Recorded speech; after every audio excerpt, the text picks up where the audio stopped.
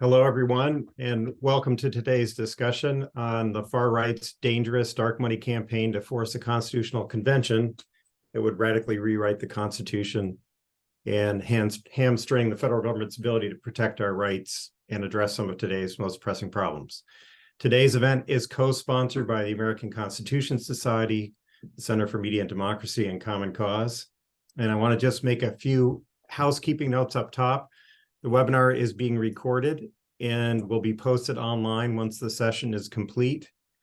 If you'd like to ask a question, please type it in the Q&A box at the bottom of your screen. We'll be taking questions after our initial discussion, and we'll try to address as many as possible. Finally, ACS, our co-host for this event, is a State Bar of California CLE provider. So this event has been approved for 1 hour of California MCLE credit. We will include a link in the information to the information on how to file for CLE credit in the chat. You'll need to collect 2 codes, which I will read, one now and one later in the session. The first code is autumn. And with that, let's get started. I'm happy to introduce our great speakers for today. First up, we have Russ Feingold, president of the American Constitution Society, former U.S. senator from the great state of Wisconsin, and co-author of Constitution in Jeopardy. After Russ, we will hear from Nancy MacLean, a distinguished professor from Duke University and author of Democracy in Chains. A new edition of her book has just come out with a preface that updates the story to the present and with a focus on the push for a constitutional convention. Finally, we'll hear from Jonathan Maida-Stein, the Executive Director for Common Cause of California, about Governor Gavin Newsom's call for a constitutional convention on gun violence. Thank you all for being here today to discuss this important topic. And I'll turn it over to you, Russ. Thank you, Arn. It's good to be on with you and the other great panelists and all the people that have come on. So, yeah, let's talk about this question of a constitutional convention, the possibility of an imminent call for a constitutional convention. Former student of mine, Peter Prindiville, and I wrote a book a couple of years ago that came out last year, which, it basically says this thing may sound good on the surface. A constitutional convention may sound sort of democratic at first blush. It's easy to envision a utopian version wherein thousands of Americans representing the diversity of this country in all forms are present and utilize representative democratic methods to propose and approve constitutional amendments. This is not, however, what the far right, working through a group called the Convention of the States, has in mind. They have in mind basically undoing our federal constitution that we have now it was drafted in 1787, ratified in 1789, and essentially sending us back to something like the Articles of Confederation or worse. That's what they're trying to do, and that's what people need to be concerned about. I want to be clear that I certainly don't think, and my co-author certainly didn't think, that there was anything wrong with people trying to have a constitutional convention. It's allowed under Article 5 of the Constitution. There are 2 ways to amend the Constitution, as people know. The one that's been used and all the times that have succeeded, where 2/3 of both houses of Congress agree on something and 3/4 of the states ratify it. But there's another mechanism, and that is if 2/3 of the states simply apply to Congress for a constitutional convention, the Congress is obligated to call such a convention. Now, that's never happened in the history of our country. It's come close sometimes. In fact, it possibly could have happened right away at the beginning of our nation had they not passed the Bill of Rights, which was, of course, through the congressional mechanism, but were the first 10 amendments of the Constitution. One of the really odd things about Article 5 is that after a couple of amendments early in the history of the country, there were essentially no amendments for 100 years, except, of course, for the absolutely crucial 3 Reconstruction amendments. So people started getting it in their head, and political scientists wrote that the Constitution's done. It'll never be changed. But then the progressive movement came, and the progressive movement was able to partly suggest that there might be a constitutional convention and got Congress to do things like allow the direct election of senators, a woman's right to vote, overturning the Supreme Court's decision prohibiting the income tax, and, of course, prohibition. But this movement, the movement to try to call a constitutional convention, is more directed by the far right. It is financed by people like the Koch brothers, the Mercers, and Steve Bannon's a huge fan of this. So one way to think about this, those that are trying to do this convention now and are trying to get these applications passed, are funded by the very same people who brought us things like January 6th and the independent state legislature theory that they tried to get the Supreme Court to go along with. So that's what you're actually dealing with. And so when you look at the possibility of a convention being called, you have to realize what they're actually trying to do and how they're going to try to structure it. What they're going to try to do, and it's clear that they are doing this because they've had several mock simulations. They just had one this past August, where they bring together far-right delegates who are usually state legislators from all 50 states. They come to Williamsburg and they sit there for several days and they propose amendments and they discuss amendments and then they vote on them. And so we don't have to wonder what it is they're going to try to do if they somehow get Congress to believe that they have enough petitions. What they voted for, and we have voted for consistently, is to completely demolish the power of Congress to act on crucial issues. For example, like COVID, they would take away Congress's ability to deal with that. They would gut the administrative agencies and the powers of our administrative agencies of our country. So that, for example, the Environmental Protection Agency couldn't deal with climate change or clean water issues. And they even have a proposal that at first they said it should take 30 states. Now they're saying it should take only 26 states, where state legislatures, a majority of state legislatures, could overturn any act of Congress or any administrative rule. I call that the John C. Calhoun Amendment. And here's the problem with the way they want to do it, and it shows the way they do it. There is simply no way to limit what the topics would be. They'll tell you it's just going to be about balanced budget, a couple other things, but there's no way to limit it. There's no way to limit it in the Constitution at all. Secondly, there are no rules at all about how the delegates would be chosen. And that's why they're going to try to pull this end run of having gerrymandered legislators deciding the future of our Constitution. And perhaps most significantly, when they voted at these simulations, they don't vote based on all the delegates popularly elected. They just have one vote per state. So that means that Wyoming and Idaho get exactly the same say in what the Constitution is going to look like as New York and California. And of course, we already have plenty of that with the Electoral College and 2 senators per state. This is an attempt to lock in a minority rule against the diverse country that we have in a way that could be very damaging. And we can talk about this more later. But the biggest problem here of all is there's essentially no way to stop it if they can get the Congress to say there's enough petitions. President has no say in it. It appears that the Supreme Court would not have the authority to stop it. So we could have a constitutional crisis of major proportions, which of course is what Steve Bannon would exactly like. So let me leave it at that. Obviously, we wrote a whole book about it, so I could go on forever and filibuster, but I won't. I will turn it back to you, Arn. Thanks. Great. Thank you very much, Russ. Over to you, Nancy. Okay, great. Thank you, Arn, and thanks to the American Constitution Society, Common Cause, and the Center for Media and Democracy for organizing this convention. And thanks so much to Senator Feingold for his service. I'm a former Badger, and also for his book and his opening here. In Democracy in Chains, I told the story of a scholar whose ideas Charles Koch and his allied organizations have weaponized in a long game plan of interrelated plays to shackle democracy. If you're watching this webinar, you are probably painfully aware of many of those plays, each one of which reinforces the others. Things like extreme gerrymandering, voter suppression, stacking the courts with ideologues from the Federalist Society, and more. But now their plans have moved into a new phase, as Russ Feingold conveyed, and this phase is laser focused on the Constitution. After a defeat that surprised them in the 2012 presidential election, the radical right launched a quiet new campaign.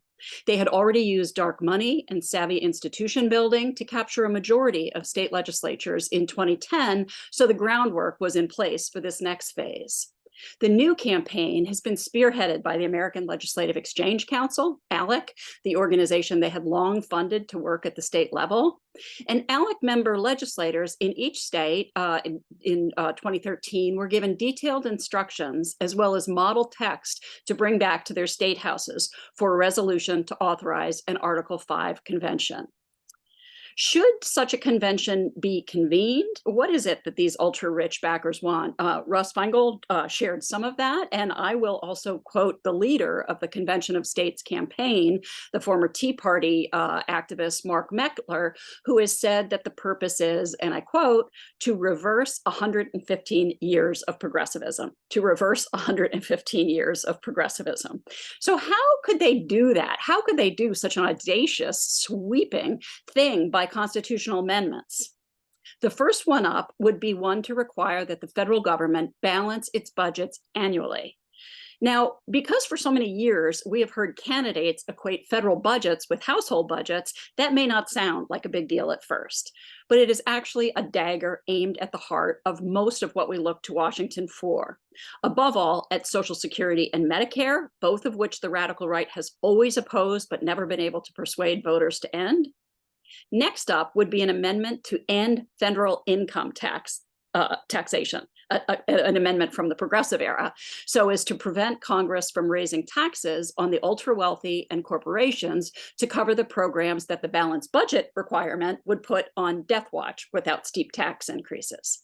So together, those two amendments would form a kind of a maw, jaws in which to crush all the ongoing popular programs that cost a lot of money, including environmental protection, as they also ensure that government does what the people have called upon it to do to meet needs that the majority has identified as important.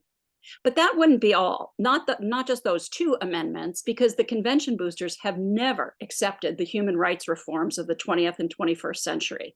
Civil rights for minorities, women's rights, and LGBTQ protections from discrimination. So another amendment that they seek would, and I quote, limit the power and jurisdiction of the federal government. So what they're seeking here is a return to states' rights of the kind of high-handed variety that prevailed before the progressive era amendments, the New Deal, and the Civil Rights era. And of course, they seek an end to the federal government's ability to regulate corporations for the common good. The organizers of the convention effort have made clear something else. The votes taken at such a convention would not be based on population, but on one vote per state, as Russ said, so as to grossly underrepresent the majority of Americans. At ALEC's 2022 policy conference, former U.S. Senator Rick Santorum explained that the plan depends on this disparity. Santorum noted that Republican-run states with tiny populations, and I quote, actually have an outsized power granted under this process. They could wield a supermajority, even though we may not be in an absolute majority when it comes to people who agree with us. So basically what he's saying there is that this envisioned supermajority will include the least populated states in the country, such as Alaska, Wyoming, Montana, and the two Dakotas, some of which have fewer total residents than single cities in the Democratic states that Russ mentioned. Needless to say, the likelihood of anything good coming out of a convention like this is nil. But given the text of Article 5, should enough state legislatures sign on to authorize a convention, there is nothing the rest of us can do to stop the process from going forward. Mark Meckler gloats about this. Once the advocates get to 34 authorizations, he says, and again, I quote, Congress can't stop us. The president can't stop us. SCOTUS can't stop us. And here's the bombshell that makes alerting people to this effort so urgent. And Russ pointed to this. The leaders of this convention push have realized that those last 6 states needed are going to be too hard to win over honestly. And they have convinced their grassroots army, as they refer to it in military terms, with the aid of the right-wing media echo chamber, that today's multiracial, gender-inclusive majority is a mortal threat to their America, so an ends justifies the means strategy is needed. Among the many weaknesses of Article 5, it does not set any time limit on the proposal process. And strategists on the right have concluded that there is nothing that prevents them from, in their phrase, aggregating all the authorizations ever passed by state legislatures for other purposes and still on the books with open-ended language, many of them wholly unrelated to the current one. So with this kind of crooked accounting, the organizers claim that they already have the authorizations needed, and they plan to demand that Congress convene a convention, perhaps as soon as early 2025. And this makes the stakes of the 2024 election far higher than most of us realize. Does anyone think, having watched for some time now, that Kevin McCarthy would stand up to the demand to convene a constitutional convention? I think that's hard to imagine. And that is why conversations like this one are so urgent, to inform the American people of the imminent danger of a constitutional convention before it is too late and while we still have the capacity to block it. Thank you. Great. Thank you, Nancy. Over to you, Jonathan, talk about what's going on in California. Thank you, Arn, and thank you to the amazing panelists and the organizers of today's event. The title of today's event, it talks about the right-wing push for a constitutional convention, and I'm here to talk about something of the opposite, a push towards a constitutional convention coming out of California that is not right-wing, but motivated by Governor Newsom and a push for gun control. So as you may or may not know, the California State Legislature just passed SJR 7, which was the governor's call for an Article 5 convention to accomplish either or both of the following. One, to affirm that all governments, federal, state, and local, have the power to adopt regulations limiting gun control, specifically firearm acquisition, possession, public carry, and use by individuals, and all of that would be consistent with the Constitution. Or actually imposing specific gun control regulations, universal background checks, limiting the sale to those under 21, a minimum waiting period, and a prohibition on the sale or transfer of assault weapons. The resolution specifically writes in language that attempts to address the concerns that Nancy raised, and I think many experts feel inadequately, to say that this is a single subject call that cannot be aggregated with any other calls for any purpose, and that it becomes void in the event that it is attempted to be aggregated with other calls or general calls. So we opposed. It was a lonely opposition for us at California Common Cause, and I'm going to give you a little bit of a report out on the ground and what it looks like to actually try to push back on a call for a constitutional convention, a live, real one. Over the last many months, the Newsom administration rolled out their call for a constitutional convention with most of the Democratic members of the state legislature already on board as sponsors. And so it was sort of a done deal. It signaled to the Capitol community as a done deal from the very beginning. The only opposition was California Common Cause, the League of Women Voters of California, one county, and a gun rights group. So as I said earlier, it was a lonely opposition for us, but we felt we needed to stand on principle because of the concerns raised by Nancy, Russ, and others. And many of the groups that we thought might join us in opposition chose to stay off the measure. So an unrestrained runaway convention that could rewrite basic rights with respect to abortion, for example, is a real danger. And we thought maybe abortion rights groups would join. And I'm not singling them out. This could go for labor or a number of groups that work in civil rights and on the left in a variety of ways. Those groups all chose to stay off the measure, SJR 7, out of, I think, two rationales. One, this thing was inevitable. It was going to pass in California. There was no hope to stop it.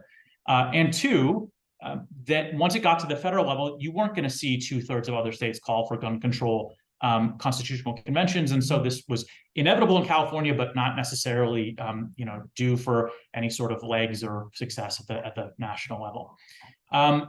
And the sense that it was inevitable in California proved to be correct. We had one Democrat who voted against the measure because of concerns we raised, but literally that was it. It's received support from the rest of the Democratic caucus and flew through the state legislature and was passed earlier this month.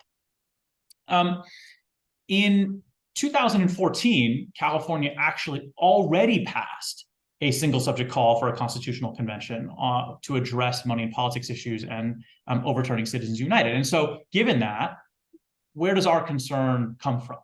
Well, the first, of course, are the issues that Nancy and Russ have already raised, which is that a runaway convention you can't limit necessarily, or at least there's reason to believe you can't limit the call for a constitutional convention. We could have a runaway convention that leads to bad outcomes on a range of issues and basic rights.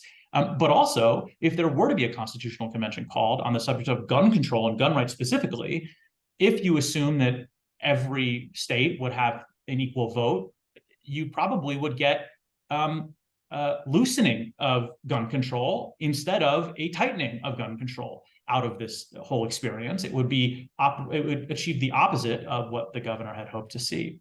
And I mean, I'll just take this down a very, very short rabbit hole. The fact that there are no rules around a constitutional convention and there's no procedure around a constitutional convention applies to issues of lobbying, influence, money in politics, transparency. All the issues that Common Cause cares about in the context of our regular government would be just as present and probably more intensely so at a constitutional convention. We would have no idea who's seeking to influence the members of the constitutional convention, what lobbying would be happening behind the scenes. Would there be public records requirements? Would there be transparency requirements? We just have no idea. And then additionally, and finally, we have concerns about the California call for a constitutional convention on gun control popularizing calls for an Article 5 convention among blue states as a policy tool. California is often a policy leader, particularly in areas where we see inaction or gridlock out of our federal government. And I think it's easy to argue that we've seen inaction and gridlock out of our federal government with respect to gun control. And so what we don't want to happen in a world in which so many red states have already called for constitutional conventions, and according to the fuzzy math that Nancy mentioned earlier, we may or may not be close to triggering, the relevant triggering thresholds. We don't want more blue states using constitutional conventions as a way to implement certain policy goals. And so this, we feared, raised the specter of that going forward. So we stood in principled but lonely opposition on SGR 4 and watched ourselves lose as it flew through the legislature and is now on the books for California. Great. Thanks so much, Jonathan. So I think we'll take some time now to have a little discussion between the panelists on some of these issues, and then we will open it up for questions from our viewers. I guess I want to pick up on what Jonathan was saying and just throw it out to you all. I feel like some of the disconnect here is that people have an image that a constitutional convention would be an exercise in popular democracy. But could you address for a bit like what the math and the dynamics would look like in a convention as envisioned by the right, where delegates are chosen by politicians and each state gets one vote? Yeah, I mean, if anybody thinks that the concurrent proceedings of the various gerrymandered legislatures in the country are popular democracy, then they might like this. I mean, in Wisconsin, we've had statewide Democratic victories in 2018, 2022, and governor, lieutenant governor, state treasurer, attorney general, and we keep losing ground in the state assembly and state senate. These are the people that would purport to set the rules for this. In fact, as Nancy pointed out, ALEC has a model piece of legislation that Wisconsin passed that says exactly how this would work. So I don't know how people on the left, whom I of course respect, look, you know how I feel about Citizens United. My name's Feingold. I'd like to see something happen here, but it's a pipe dream to think that with Kevin McCarthy calling the shots in the House and potentially McConnell calling the shots in the Senate, this is the scenario we need to worry about in 2025, that's the way it would play out. It would be an incredibly unrepresentative return to we the states instead of we the people. Yeah. I'd like to ask Russ, your book has been out for a bit now, and I'm sure you're doing a lot of traveling and speaking and talking about it. And I don't know if you're finding this, but I have found this, when I've been speaking to audiences, that almost no one knows that this is a thing, right? That there is the possibility of a constitutional convention. And I think, our eyes have been focused elsewhere, for the last several years, so many different things going on, but as valiantly as Common Cause has worked and CMD and, ACS, people just don't know enough about it. So I'd be interested to hear about what you've been experiencing, as you're speaking about this, and also if, for example, ACS chapters are starting to do popular education about this to alert people in their states to what's happening. It is happening. Just back from most of the week in Texas with 5 of our chapters, Arizona and others. But look, I was teaching law in 2010s. I didn't know really about this. I had been chairman of the Constitution Subcommittee in the Senate, and I didn't know about it. And I looked around. I was teaching a course on the U.S. Senate, and I thought, well, what about Article 5? And I found that no law professor had ever taught a course on Article 5, and in particular about a possibility of constitutional convention. So look, I didn't even know what was going on with it. Nobody did. And when I asked people for blurbs about the book, I asked some of the top constitutional scholars in the country who were honest enough to say, I didn't know about this. This scares me. So, we had 1,000 people sign up for this. There's a sign that people are catching on. But you are absolutely right that it's just something that people are awakening to. Great. Thank you both. We have a question from the audience asking, can someone explain the current count and how many states are needed to call a constitutional convention? And did California add to this count? So, and I would like to just add to that question to have you address Alex's strategy of aggregating different convention calls. Russ, you want to start? I'm happy this is, this is the ultimate fuzzy math. It's supposed to be 2/3 of the states applying. And it's quite clear that the founders expected that they would be similar applications. So look, if all 34 states say, we want a whole new convention or a whole new constitution, so be it. That's adequate. That's not what's happened. What these folks are doing, Convention of the States and others, as was pointed out by both of the other speakers, is they're aggregating things like calls to end slavery from the 1850s with term limit applications, with Wolfpack Citizens United ones. So they're asserting the notion that somehow you can just mix and match these, throw them together, and that meets the constitutional requirement. So I think it's fraudulent. It's not right. But as Jonathan pointed out, who's going to stop it? The Supreme Court doesn't appear to have the authority to step in and stop it. So that's the part about this aggregation that's so disturbing.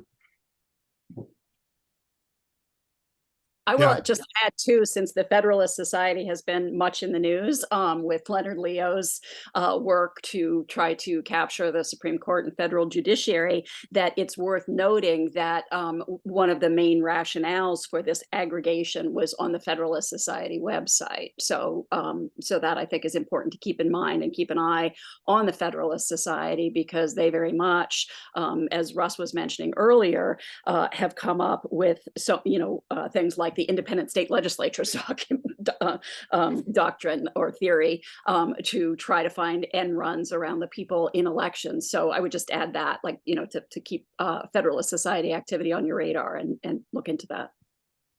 And I can answer the specific question of whether California has added itself to a pile to get us closer to 2/3. As I mentioned earlier, California was already on the books with a single subject call for a constitutional convention to address money and politics issues and to overturn Citizens United. What that means is that a single subject call comes with all the caveats that have been discussed over the course of the last half hour. We're not clear that a single subject call is a thing. And there are attempts to aggregate single subject calls with larger, more general calls in order to get closer to 2/3. So California is already part of the count if the count can be mixed up together. And this additional one doesn't take us incrementally closer. And we recognize that, and we recognize those points made by some of the supporters of SGR 7. But our main concern was the last thing I mentioned in my remarks, which is that this has the power. SGR 7 in California had the power to take this out of the shadows that Russ and Nancy were talking about moments ago, and in blue states make it a thing, make it something that blue state lawmakers decide they want to use if they want a big, splashy, bold push towards policy reforms that our federal government is incapable of achieving. On the positive side, Arn, I want to add that, and I think Nancy points this out too, states can rescind their applications. And in fact, Illinois a few years ago, which actually was a much more conservative state when I was growing up, and Wisconsin was a more liberal state, they just said, wait a minute, we don't want to be part of this. And the legislature repealed it or rescinded them. Oregon did that a few months ago. So this is almost like a very kind of fascinating chess game where some of the blue states are realizing, wait a minute, we don't want to be sucked into this thing. So that they can't count those anymore, at least. It would seem that they wouldn't even try to argue that, but God knows what the approach they take. Yeah, my understanding though too is that thanks to the hard work of the partners who organized this, Common Cause, and I know Common Cause has worked in states like mine in North Carolina and other places on these issues. But I think that all the rescissions that are likely at this point have happened, and that so now we're down to kind of a hardcore group. I'm not quite sure though. At one point, this aggregation was so ridiculous that they were including New York State's call for a constitutional convention to ensure that the Bill of Rights was added to the Constitution. I mean, so it was that old and that unrelated to this. And I know that there were people in the New York legislature, prompted by New York Common Cause, who were working to get a rescission of this, but I'm not sure where that rescission stands. So maybe Arn, could you answer that? And also perhaps Arn, since you're the moderator, but you haven't, had much of a chance to put in the kinds of things that Center for Media and Democracy has done. Maybe you want to say also some of what, the resources you have on the Center for Media and Democracy, that you've put out to help people understand this and know about the voting procedures and such. Well, sure. Thanks, Nancy. So first on the rescission issue, New York did rescind, if I believe. Jonathan can correct me, or someone can correct me in the chat if I'm wrong. But there have been 7 states that have rescinded. And that's certainly a help. I mean, ALEC has been the group that's been leading the charge on this argument that you can aggregate a number of convention calls, and they take the position that that the requisite 34 states was reached decades ago, and that Congress is derelict in its duty. So there was a lawsuit last year called McCall versus Pelosi that tried to use the courts to force a constitutional convention. That was dismissed on standing grounds, but also, the court flagged that it was a political question, which is probably the most likely way. That my assessment is that it's I'd be interested to hear others, that it would most likely be courts would defer to Congress on this one, which is why who controls Congress is such a vital question when it comes to this. In terms of resources, we have, and we'll circulate for attendees later on, a report called Convention of State Politicians, which describes the right strategy for how delegates would be chosen and what that math looks like, and how voters would have no say in a constitutional convention. Yeah, I think any Supreme Court would probably take a look at this and look at the Constitution and say it's not justiciable and it might be a political question, but especially this Supreme Court, who some of them are basically disciples of some of this kind of thinking. So one would hope that somehow the Supreme Court could step in and say, look, you literally don't have 34 petitions that are adequate to do this, but it doesn't appear that that authority is there, or that they would do it. And that's one of the most frightening things about it. Yeah, we did have one question about what the actual count is currently. So I'll just say, aggregation aside, the folks who are pushing for a balanced budget amendment claim 28 states. Some of those have been current, some are back from the 80s. convention of states has passed the resolution in 19 states. And interestingly, convention of states does not support aggregation. It's ALEC and the balanced budget amendment folks who are really pushing that strategy. Worth pointing out too, since we mentioned Wisconsin, Russ mentioned Wisconsin earlier, that Scott Walker was leading one of the, after being sent packing in an election, was leading one of the Constitutional Convention efforts that was focused solely on the balanced budget amendment.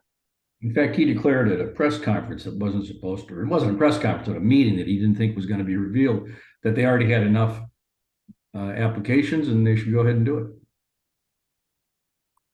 I think, maybe one thing that I would say here too, because I see, there are a lot of questions in the chat about the rescission process and what that means. And I think what we're seeing now really, really underscores the need to pay attention to what's going on in your states. And if you're concerned about this, to be active in your states. And I know, Common Cause, for example, has chapters in many states like mine, North Carolina, where folks are working on this. But, essentially any state that changes, any state legislature that changes hands could then be approached, if they've already authorized, for a rescission. And I do know, I know we're in 501c3 territory here. I always wonder how that works. But I do know, for example, that the Biden campaign is putting significant resources into North Carolina and a number of other swing states. If that were to happen, that would open up prospects for rescissions in some of those states. So, I would also say, just in more general terms, that we have reached this kind of dire position that we have gotten into, despite being with the majority on so many issues, because people on the progressive side neglected state politics for a very long time, right? And focused on national politics and oftentimes on local politics, and did some very good progressive things in cities. But what we've also seen is, if you have a city that, say, passes an anti-discrimination ordinance or an environmental ordinance or, what have you, that if you have a legislature that's dominated by these conservative activists, they can preempt those measures, as they have. And the governors in Florida and Texas, for example, preempted smart public health policy during COVID. So that failure to focus on the middle level, the state level, has really, really hurt our people and our issues over time. And I think, many people did start to realize that, ironically, after 2016, and we saw a lot more participation in midterms in 2018, and then again in 2022 in many places. So that's encouraging. And I think more and more people are paying attention. But I think this issue is also a way to galvanize attention and to make people realize that the stakes in 2024 are so huge. We already knew that they were huge in many ways, for things like action on the, climate collapse and so forth, the future of democracy. But they're also, these 2024 elections are also crucial for whether we are going to maintain a constitution that is in any way responsive to the people. Nancy, what you're saying is so important, because people say to me, well, what can we do about this? They get nervous about it. Well, it's more important you talk to your state legislators or people running for the state legislature, the members of Congress. Look, if a certain party gets the House and the Senate, they're just going to probably do this. But if there aren't enough applications, it's at least a possibility that they won't be able to act. And so just talking to anybody, even a very conservative candidate for the state legislature, can work. Keep in mind, and this is important in terms of whether this is really partisan, in a number of places, very conservative groups don't like this. The John Birch Society doesn't like this. The Eagle Forum doesn't like this, and they stopped it from passing in Montana once. So, this is a strange bedfellow situation. But they're nervous that, people like Gavin Newsom would set the agenda. So, look, if you really believe this is unwise and that there aren't any rules, it's talking, as you just said, to your state legislators and candidates for the state legislature in 2024 that is so important. And let me just chime in to note, there's been a lot of talk about Common Cause's very good work on rescissions around the country, and I want to politely decline any credit for any of that. Vicki Harrison at our national office is doing amazing work organizing that work across the country, and my colleagues, one of the beauties of Common Cause is we have these state chapters that enable us to really dig in with local expertise. We have my counterparts in other states are leading some of the work to to pursue rescissions, which is, I mean, it's hard and thankless work that is totally under the radar, but utterly necessary. I want to maybe say something too that picks up on where Russ started out, because just looking at the chat, I can see that there's a kind of hunger for the kinds of constitutional amendments we need, that would do things like address Citizens United, or that would, enable us to do the things that so many want to do. So we are presenting a very frightening view here, but I also want to do a little plug for another book, The People's Convention, by our colleagues over at the Brennan Center, John Kowal and Wilfred Codrington. And they point out that the texts of the amendments, what they call the People's Constitution, at this point is actually longer than the original Constitution, through generations of citizens proposing amendments. But they also make the very interesting point that if you look at the pattern of how amendments have passed, they have tended to pass in clusters after times of, significant social and economic change, when, the old framework doesn't really match where the people are and what's happening in the world and what we need done. And so they make the case in the end, and they do talk about, the threat of this constitutional convention, predominantly from the right, but they also make the case that we're due, for another round of amendments, of the kind of positive, enabling amendments of the living Constitution that we have seen in previous generations. But they also, make the case that these should go through the normal amendment process that we're familiar with, that gets lots of sunshine and exposure and discussion. So I just want to add that in there because, again, it's not like we think that the Constitution is an absolutely perfect document, as it's written now, and that there isn't room, to address some of the pressing issues that we face now, particularly in the wake of recent Supreme Court decisions. But I think we would all agree that the way to address those is to go forward with new amendments, in the classic way. And it's a steep uphill climb, but it is something that can be done and that needs to be done. This is crucial. And in fact, our book is called The Constitution in Jeopardy. We think there are twin jeopardies. One is the one we've been talking about. The other is it can't be changed, except for extreme difficulty. There hasn't been an amendment since 1992.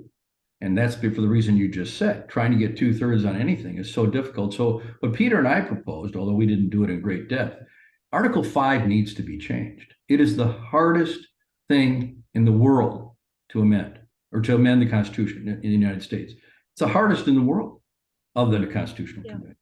And it's too hard. So we propose that maybe the standard could be brought down some in terms of the vote in the House and the Senate. We also propose that a bipartisan commission propose that legislation be allowed that would make rules for a constitutional convention.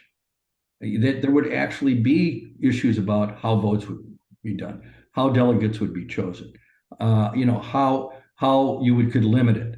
And so, but that's an uphill climb too. But a bipartisan, not specific issues, a bipartisan process to create that kind of a constitutional amendment is essential because the Constitution is becoming ossified. We got to get rid of the Electoral College. We need a right to vote. I like to kid around and say the founders were not very good about climate change. They didn't really have any real provisions in there. So something has to give on that side. And the progressives who say that are right.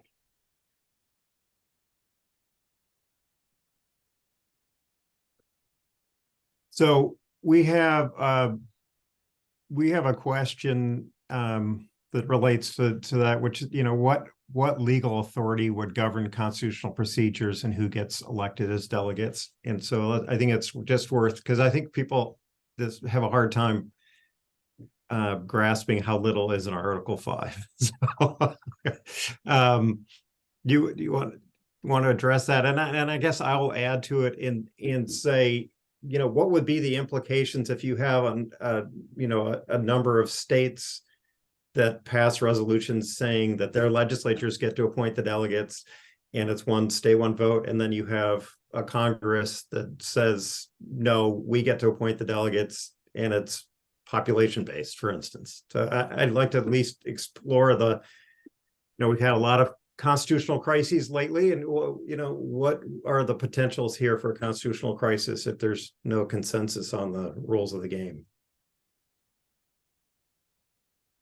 Well, there's a tremendous problem, and the biggest problem is there are no rules. The Supreme Court needs to be able to look at some language, first be able to feel that they can be involved, and secondly, there's nothing there to guide them.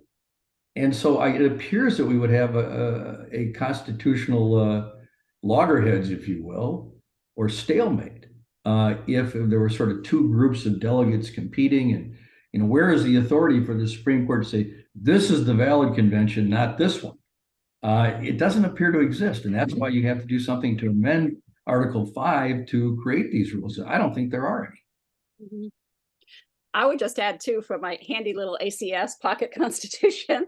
And I have had the same experience with Russ, by the way, and I won't name them, but I spoke once to a board of a rather large foundation, and there were two Harvard law professors on the board. And as I was speaking, they started going on their phones, and I thought, oh no, I've lost the audience. They're checking their email. Well, it turned out they were actually checking the Constitution and Article 5 because they had completely forgotten that this alternative route existed.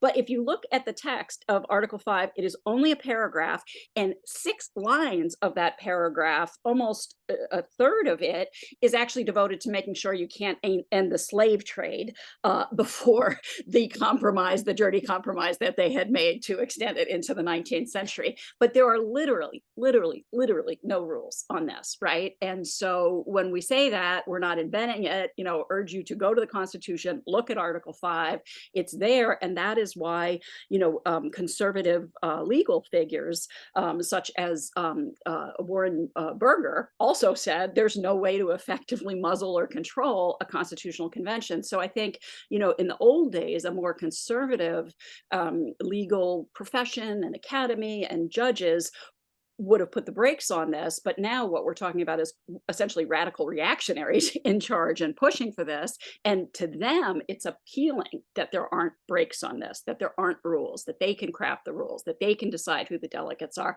and there's nothing to stop them from deciding they want to change how ratifications are done afterwards. So again, we are into really frightening territory with this, and most of the country would feel absolutely blindsided by this. So there's no telling the kind of explosive situation we could get into if the right continues pushing on this, and the rest of the country doesn't even know that it's happening until it's almost too late to reverse it. So that's why, again, I am really glad that this conversation is happening early on, that these resources are out there for people to educate themselves. And I do know that Common Cause had something like 200 organizational partners on its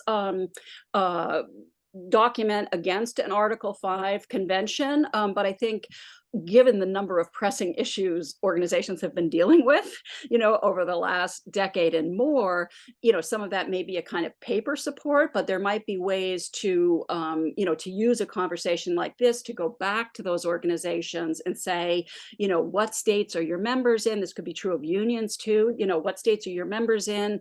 Could they be active in talking to legislatures and trying to seek these rescissions where possible? So I think there is a great deal that we can do if we start early. And the little bit of good news in having this forum, I think, is that it does help us to launch that kind of effort.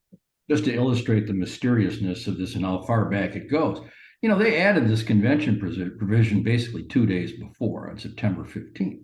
And Madison didn't oppose it, but he says in his notes, he saw no problem with the convention, but believed that, quote, difficulties might arise to the form and the quorum, which in constitutional regulations ought to be as much as possible avoided. In other words, he basically was saying, nobody has any idea how this is supposed to work. Yeah. It's also worth noting, and I do point this out in the new preface to my work, because I, like you, I went back to the Constitutional Convention notes, to Madison's notes on the convention, to try to understand where all this was coming from and how it got in and the process. But it is very interesting that the proposal came from George Mason, who ended up voting against the Constitution, against ratifying. He left the convention in a huff, and he ended up not ratifying the Constitution. And the reason he said there should be this alternative route to amendment is he said the federal government could verily become oppressive. And this was somebody who held 300 people in bondage, and whose idea of liberty included the economic liberty to keep those people enslaved, knowing the national society and a government of we the people would in time turn against it. So I think it's really important, particularly in our moment of dealing with systemic racism and, so many things that we have been more in the forefront of our conversations in this period, that we realize that the most anti-democratic and some of the most dangerous elements of the Constitution are there because of the most extreme slaveholders. And actually, as you point out, Madison was like, what? But on the other hand, they all wanted to get back home because it was. Let's worry about it later. It was hot. It was 3 months. It's really quite an interesting story. On the subject of Common Cause resources, Nancy's mentioned this, but there's a link in the chat now, Doris. Thank you for putting that there. A link that holds Common Cause's work on the topic. And if you scroll down to the bottom, you can find the coalition letter signed by almost 250 organizations in opposition to an Article 5 convention. Yeah, and I'll add that Common Cause has a great report, probably linked on that page, called Constitutional Chaos, which really covers the ground well in terms of what groups are trying to do what. Back to something Nancy was saying earlier on this, I just maybe it's a good time to circle back around to what the stakes are here. We clearly have a far right that's frustrated at not being able to dominate Washington, and they're looking at the math of a one state, one vote convention where they could potentially have a supermajority. At their mock convention this summer, Convention of States delegates, who are all Republican legislators, even from blue states, adopted 6 proposed amendments to the Constitution. I may miss a couple running through them here by memory, but they included term limits, limiting the size of the Supreme Court to 9 justices, basically taking the Commerce Clause back to the pre-New Deal days so that the federal government doesn't have authority to regulate civil rights or the environment or any number of other things. As Russ mentioned earlier, allowing a simple majority of states to overturn any act of Congress or any federal regulation that they don't like, sort of new confederacy of sorts. And maybe in reflection for a lot of the oil industry money that is behind this effort, one of the proposed amendments was that the federal government could not own any land or mineral rights without express permission from the state legislature. Does have any reactions to that? I will say that since Democracy in Chains came out, I understood that Koch Industries was a fossil fuel corporation and that stopping action on the climate was among their most important drives. What I've understood better since then is how absolutely central that is, that they have seen the Koch Industries and other dirty industries, as Senator Sheldon Whitehouse calls them. He's been great on all these issues about climate and the courts, and has a great book on the Supreme Court, by the way, called The Scheme. But their determination to stop us from addressing imminent climate collapse has been crucial in all of this. So in Democracy in Chains, I saw, the big rollout when they really got serious and started putting in so many resources and coordinating in a significant way was in 1997. And thereafter, well, that was also the time of the Kyoto Accords, right? So they saw an existential threat to the future profitability of the fossil fuel sector. And since then, it's also been clear, I've learned that they're doing much more about this internationally. So I think that climate connection is much more central than I had realized before. And I think it's something that all of us need to be aware of, particularly as we're all facing, the turn to really extreme, terrifying weather with the horrific fires and floods and, hurricanes getting more and more frequent and more devastating, that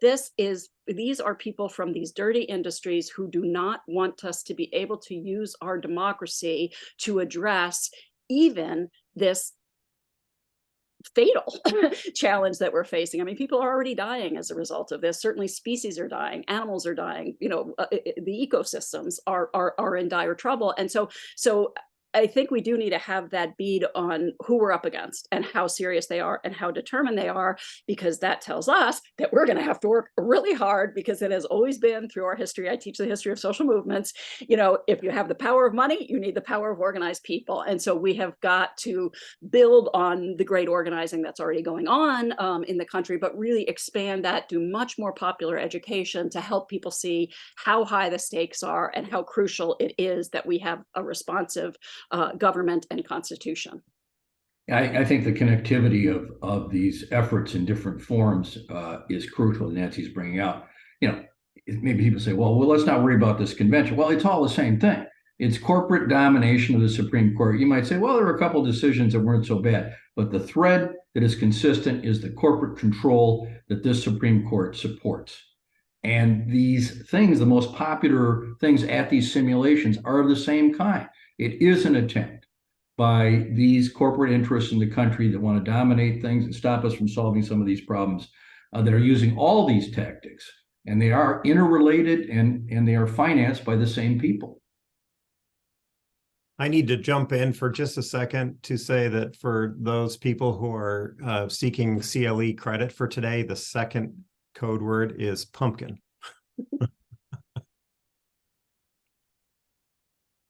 Maybe just one last question. We're running out of time. We have a few minutes left. Maybe just one question here, and then whatever you have for closing thoughts would be great. A number of people asked, how does the effort to recognize the Equal Rights Amendment as fully ratified impact the effort to stop a constitutional convention? I think it's completely different. It's ratification. I happen to be in close alliance with Feminist Majority and others who believe that the amendment has already been ratified. That the Congress does not have the power to have external time limits, and that in fact, when Virginia became the 38th state to ratify, it became the law of the land, and the Biden administration should publish it. In fact, there is now legislation in Congress that basically says that, to acknowledge that it is so. It is not the same as these applications, which can be rescinded. Ratifications are a different story. So it's a separate topic, but it's a very timely one. Great, thank you. I do want to just point out, if folks want to go back and check on Google, the House Judiciary Committee held a hearing on constitutional amendments that focus a lot on the Constitutional Convention strategy last week. And there is a bill in Congress that would basically calls for Congress to say that the requisite number of states have been reached and to call a convention. So that's, that bill is currently sitting there, but I think, this gets back to, control of Congress. I don't think there's anything the courts are not going to step in here. So it's really going to come down to a political question about how and when people decide that we have enough to call a convention. Yeah. I would say, maybe just for my last input into this, first of all, thanks so many people for coming and for staying on, and then apologize. There are far more questions that we could possibly have answered within an hour, but lots of good questions are in the chat. And so I trust that our host will save them, and maybe among the resources that Common Cause and CMD and the ACS have on their websites about the convention, maybe they could distill out some of the questions that a number of people had in some form, and just do kind of common questions about the Constitutional Convention, and provide some brief answers so that people do get answers to the questions that we weren't able to get to. And I just want to say thank you to everyone for the opportunity to speak today. Thank you for folks for showing up. I want to sympathize with the people listening. The challenges to our democracy feel so overwhelming in this moment, from voter suppression to money swamping our politics to gerrymandering to rising authoritarianism. The idea that you have to care about one more thing just feels so hard. and is frankly so annoying. And yet I urge you all to like reach deep in that well of optimism and resilience you have within you to also keep your eye on the spread of calls for constitutional amendments, including in blue states, because it's a critically important democracy challenge.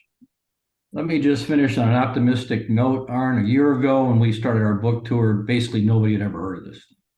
Now we're hearing about it all the time. Look at all the people on this call. The effort at public education and making people aware of this is succeeding all over the country, and the brave efforts in California, which is a whole different type of way to have to deal with this that you've had to deal with, Jonathan. The movement to question this is beginning to work. So I thank Common Cause and I thank my fellow participants. Great. Thank you all for being here today to talk about this important issue. And thank you for everybody for tuning in. We will be sending around a link to the video later and also some of the resources that were mentioned on this call. So thank you very much.